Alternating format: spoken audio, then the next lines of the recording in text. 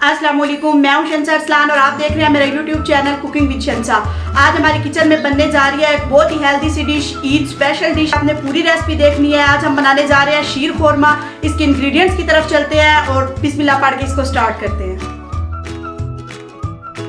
1 litre दूध, 1.5 cup बारीक सवैयां, 3/4 cup चीनी, 2 टेबलस्पून कटे हुए बादाम, 3 से 4 टेबलस्पून घी, 2 टेबलस्पून कटी हुई गरी, 2 टेबलस्पून किशमिश, 2 टेबलस्पून कटा हुआ पिस्ता और 3 इलायचियां। अब हम इसके नेक्स्ट स्टेप की तरफ चलते हैं और देखते हैं कि इसको किस तरह से पकाना है। 1 टेबलस्पून ऑयल मैंने इस पैन में डालना है।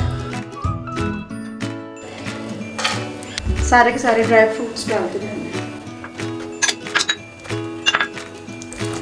लो फ्लेम पे इनको 2 से 3 मिनट रोस्ट कर लेना।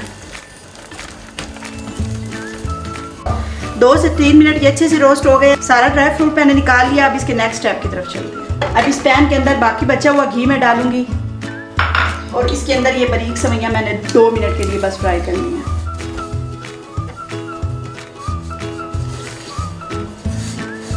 दो मिनट हो गए हैं, सारी सवैयां अच्छे से रोस्ट हो गई हैं। अब इनको भी मैं प्लेट में निकाल लूंगी।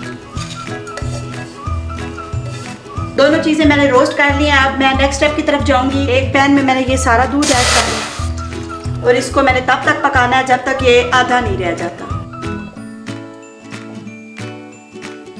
दूध पक के आधा रह गया हुआ है। इसके अंदर मैं ये चीनी भी डाल दूंगी और इसको मिक्स कर लूंगी। चीनी दूध के अंदर मिक्स हो गई है। मैं इसके अंदर ड्राई फ्रूट्स डाल दूंगी और इसको 5 मिनट पका लूंगी।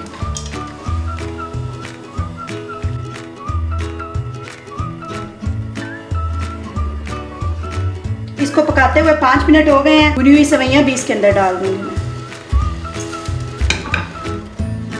इसको तब तक पकाना है जब तक सवैयां अच्छे से पक नहीं जाती।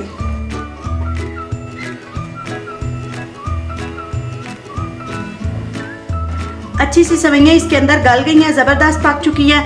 मैं इसको डिश आउट करती हूँ, ठंडा करती हूँ और फिर इसकी फाइनल लुक की तरफ चलते हैं। मज़े का शीर खोरमा तैयार है। आप अपने मर्जी के ड्राई फ्रूट्स इसमें डालें और इसको एंजॉय करें। मैं इसको टेस्ट करके बताती हूँ कि ये कैसा बना है। ये बहुत टेस्टी बना है। आप मेरी इस रेसिपी को ज़रूर ट्राई कीजिएगा और मुझे फीडबैक दीजिएगा कि आपको ये रेसिपी कैसी लगी है और मेरे चैनल को सब्सक्राइब करना मत भूलें। Thank you so much.